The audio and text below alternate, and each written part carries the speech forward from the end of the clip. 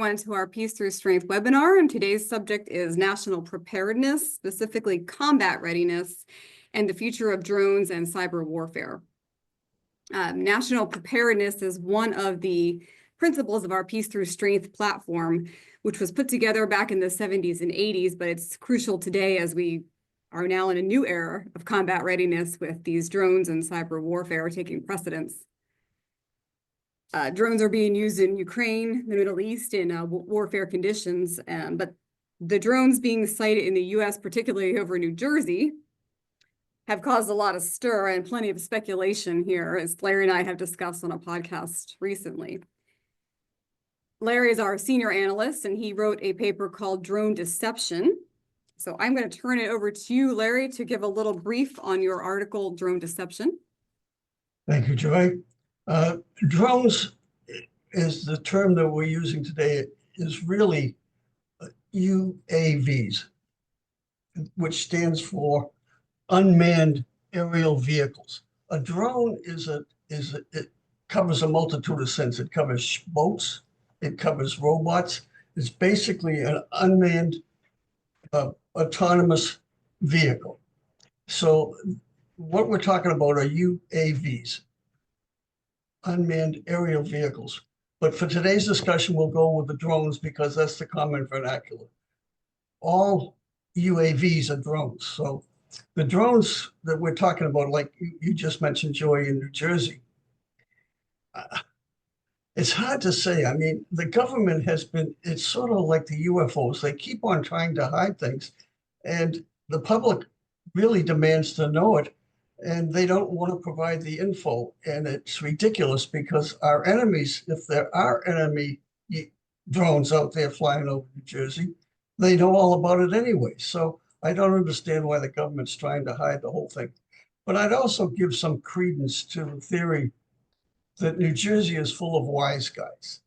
And as soon as they heard about what was happening with drones in other parts of the country, they jumped on the bandwagon and said, hey, let's do a mass drone activity and really go after the authorities and confuse the heck out of them. So I think there's some credence to New Jersey wise guy theory that they were doing it. But based on what we've seen in the open press and the media, my guess is that these are drones from the United States.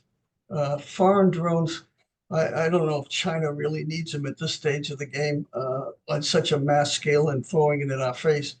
They got satellites, they got all sorts of infrastructure, cyber warfare, which we'll talk about a little later. So I'm not so sure it's Chinese. And one New Jersey legislature thought they were Iranian drones from a mothership off the coast. Again, he's the only one that I've seen say that. That was 2 weeks ago, and I haven't seen any follow-up of that. So I'm inclined to agree that it's probably some kind of government, U.S. government, drone program. And the reason I say that is they were flying over the largest military installation complex in the United States, down in the Norfolk area. So Norfolk Navy base, the largest base we have in the country for Navy. It's also the Langley Air Force Base down there. So it's a huge military installation in the Tidewater area of Virginia. And they were flying over for 17 days, and they couldn't figure out where they were coming from or where they were going. No one shot at them. No one tried to bring them down. And here they're flying over sensitive military installations for 17 days. And the reason I think it has something to do with the US government is that Vandenberg Space Force Base in California, prior to the Norfolk incident, had a drone intrusion. And they were able to trace the drone back to a public park about an hour north of Vandenberg. And there they arrested a Chinese national. So the US military has the capabilities of tracing drones. They have an ability to find out where they are, where they're going from. And why they didn't do the same in the Norfolk area is beyond my comprehension. I guess you could say the same thing in New Jersey and other parts of the country. So the capability is there. There is capabilities of taking drones down, though it gets a little complicated in civilian areas. But I think most Americans would say, hey, we have plenty of sharpshooters. You mean to tell me that we have a bunch of drones flying over a military base, we couldn't have some people, sharpshooters, take them down just to at least look at them. So that's my take on the drones, but I think they're a threat down the road. I keep on thinking that terrorists could launch 10, 20, 30 drones with all sorts of bioweapons or explosives over the Super Bowl, over any mass gathering. I mean, to me, that's a bigger threat than the trucks that we see in New Orleans and other parts of the world, for that matter. The jihadists are using trucks to mow people down. I think long term, the drones are going to be a much bigger factor. So I don't know what else to add. The government has not been forthwith and talking about it, and we just have to wait for open sources to stay abreast. But as of now, we don't know where they're from, and I find it unbelievable that the U.S. government doesn't do anything about it. But then again, they didn't do anything about the Chinese balloon that floated over America for 2 weeks either. So until finally the public went into an uproar. But it seems to be dying down. The drones seem to be dying down. The technologies are that they can surveil things, and the stuff, information goes back to whoever's flying them. And who's ever flying them, if they're Chinese, it's going back to China. So it's technology is changing. And as far as the military, look what's going on in the Ukraine. I mean, drones have significantly changed modern warfare by taking out tanks, artillery positions, and the Ukrainians have done a great job building minor, low-cost drones and controlling them with off-the-shelf electronics. And I think you mentioned, Joy, Xboxes are controlling some drones and so forth. So the technologies are changing. And I know the U.S. Military says we can take them out with lasers. Maybe we can take them out with missiles. But the problem is, and a good example again is in the Red Sea with the Houthis. They're sending up $50,000 drones, and it's taken $1 million missile to shoot them down. And obviously, the U.S. doesn't have laser capability yet because it hasn't been used against the Houthi missiles. And the U.S. has to get on that bandwagon of building up missile defenses, but also laser defenses, because they're so much more inexpensive than a drone. A drone is really cheap. And I don't care what the aircraft carrier proponents, and I'm an old Navy guy, say about carriers who are able to shoot them down. If you have 1,000 drones or 1,000 missiles coming at you, there's no way the defense mechanisms of an aircraft carrier will suffice.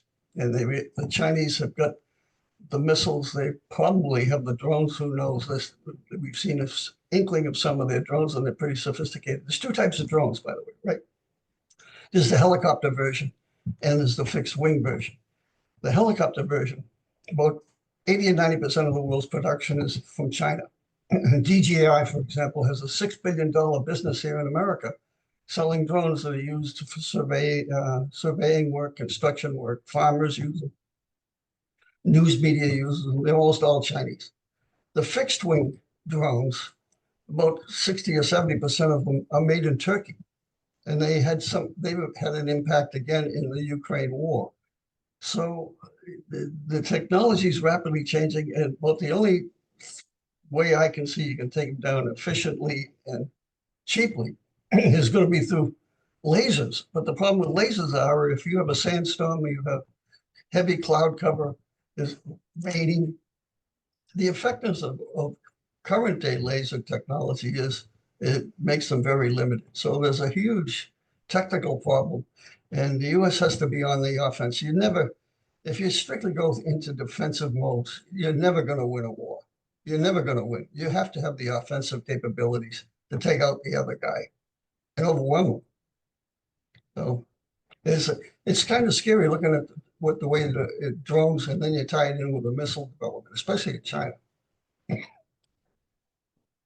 So, thank you, Larry. And so, as Larry said, the U.S. government hasn't given us much to go on. So really, this is speculation and a lot based on open source research we've done. I have done some research, Larry, that we do have laser capability, but it's still being tested in phases.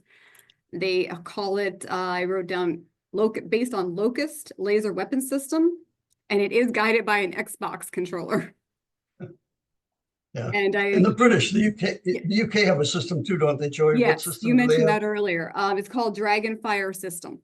The UK is using. Yeah. So And there like you might said, be a it's little, relatively cheap, less than 10 euros per shot.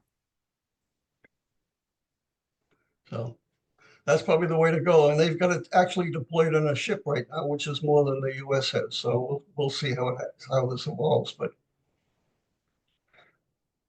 So one question being with lasers, sorry, Tracy, I'm skipping around here. I know you're trying to put these up, but could lasers disable drones without affecting civilian aircraft?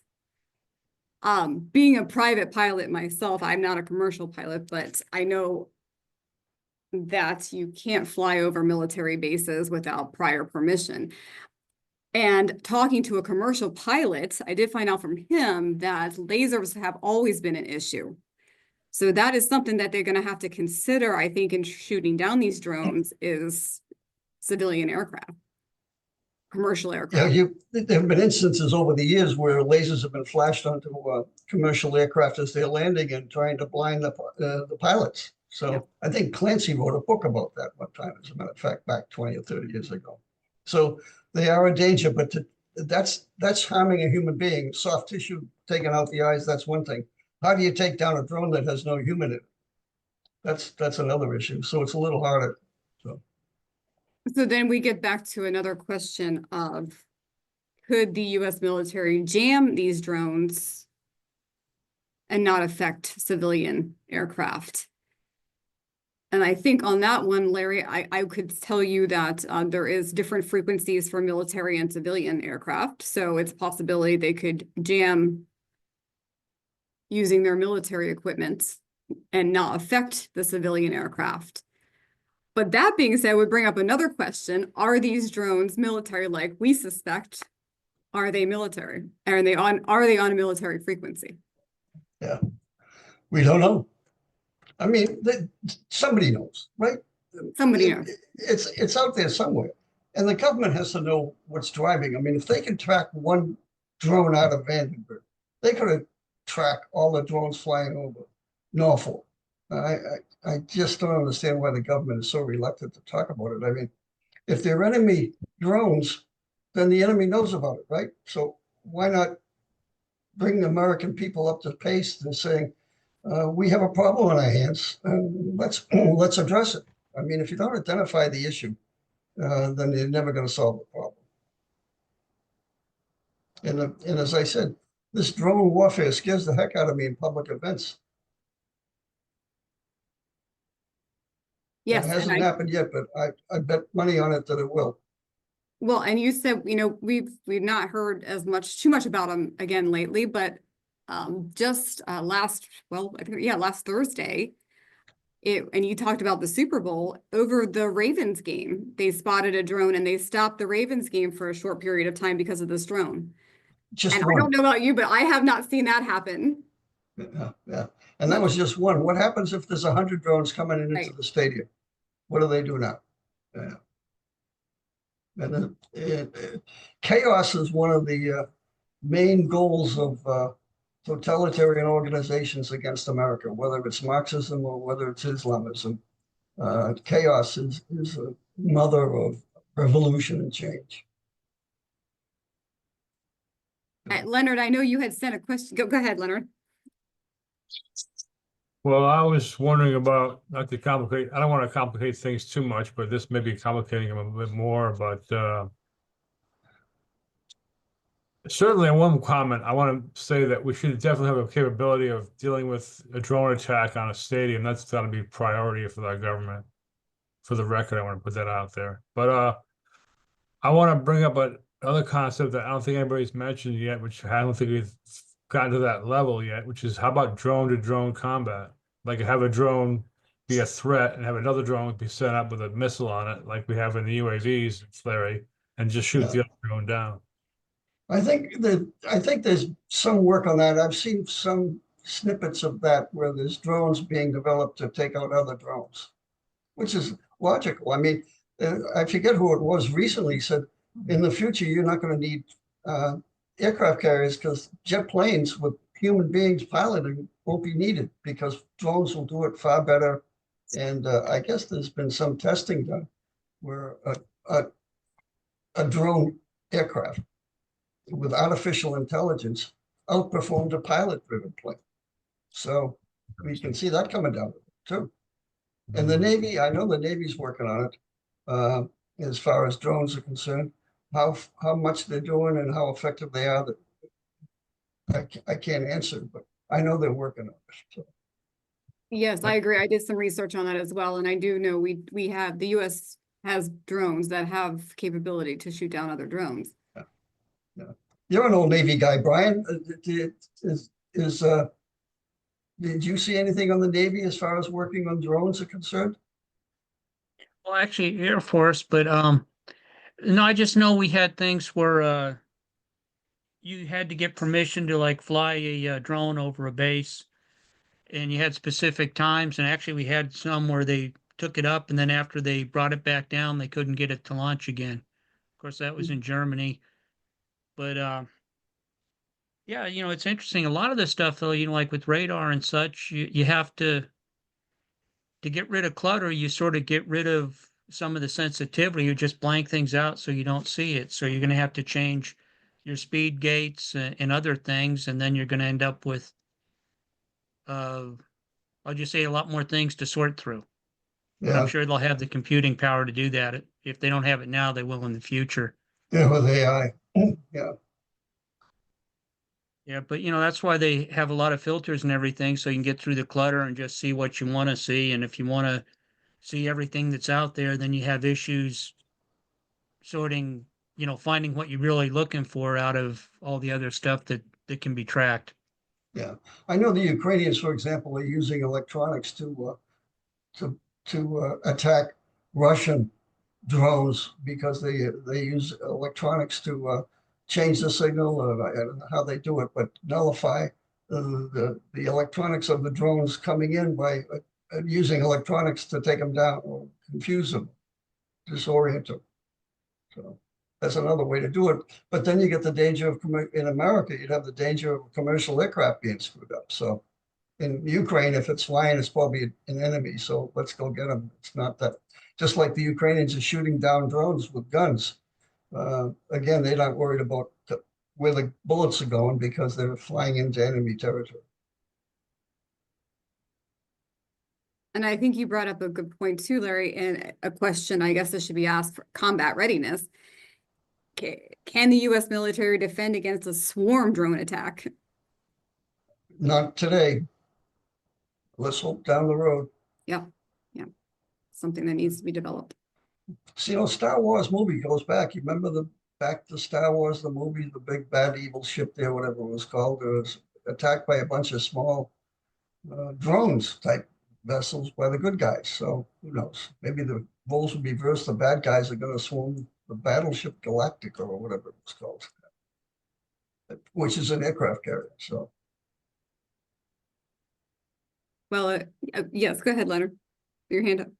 Yeah, thanks. About the danger from jamming drones, couldn't there be developed a radiation, a jamming signal that could be just focused in a beam somehow? I'm sure that possibility is not impossible with science. Yeah, who knows nowadays, Leonard? There's so much going on out there in technology. And AI, I'm sure within 2 or 3 years is going to have some other solutions to the problems we have today. So everything is moving at a rapid pace. And one of the subjects we were going to talk about was cyber warfare. I mean, the cyber warfare and artificial intelligence. I mean, the Chinese have polluted not our entire infrastructure, but significant segments of our infrastructure, water systems, so forth.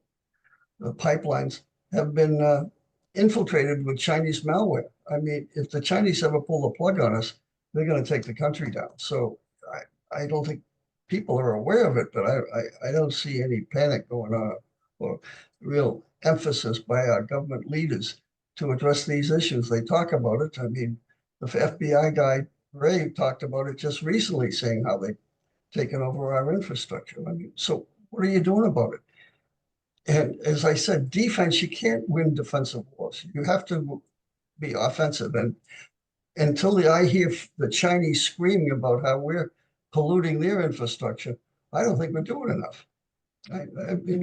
We should be establishing malware all over Chinese and doing a little test on one of their cities or one of their infrastructure saying, oops, gee, you don't have any water in Beijing today. I wonder why. We should be doing what they're doing to us, we should be doing to them. Reciprocity.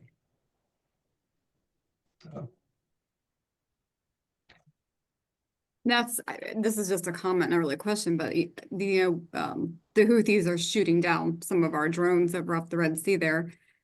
We know the Houthis are being armed by Iran, and likely we know they're getting money and likely weapons from China.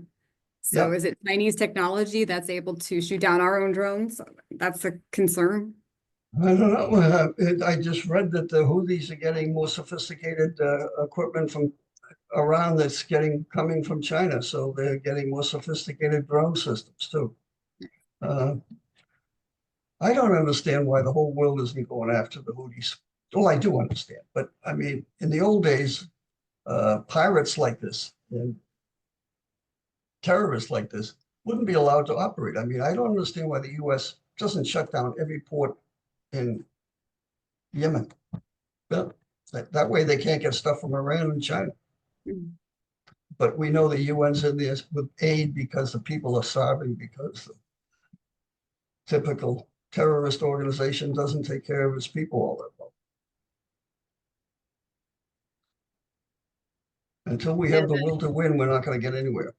The Israelis seem to be doing a better job with the Houthis than we are. Yes, absolutely. No. So another question on cyber warfare, Larry. Years ago, the U.S. did this, but should the U.S. consider another cyber attack on Iran's centrifuges?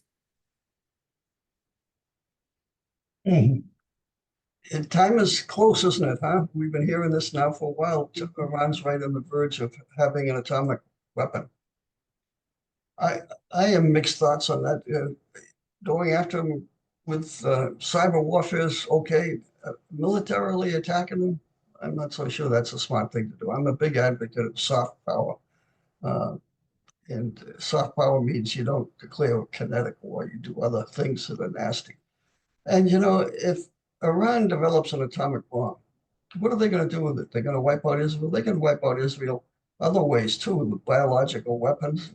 They can do the whole world with biological weapons and germ warfare. And the first stage in world germ warfare was the Wuhan virus. And that killed millions of people, and China got to escape blame on that one.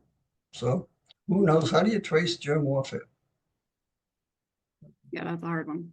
Yeah, and so you have a nuclear weapon. Are you going to use it? I mean, Putin's certainly using nuclear weapons in Ukraine, and he hasn't done it yet. No. No. More of a deterrence. You have to, we have to go after the leadership. And the same thing with China. We have to work on soft power, gray zone activities to have a change in leadership. I don't really like military stuff, but I'm all in favor of propaganda and soft power and gray zone activities, cyber warfare to change leadership. And we certainly, as a national policy, should have a policy of changing leadership in Iran and changing policy in China, changing leadership in China. I mean, the CCP is a terrorist organization in a sense. They've killed millions, hundreds of millions of their own citizens. They're not afraid to kill others who aren't their citizens. So, and they've made no bones about wanting to invade Taiwan. So, any other questions as we're getting down to the end of our time here? Well, Larry, I guess we'll just sum it up here. Combat readiness. It sounds like the U.S. has some work to do for future drone and cyber warfare activities. Yeah. Especially. So do our guests have any suggestions as to what American Security Council should be doing differently, or any subject you'd like us to address in future? Okay. Okay. There's plenty of subjects out there. Hopefully we'll hear more on these drones from President Trump when he takes office, but we'll see. We'll see. Well, thank you everyone for joining us today. Thanks very much. Thank you for your input, and we look forward to you joining us again next time. Thank you. Thank you. Have a good day. Bye. Bye. Bye.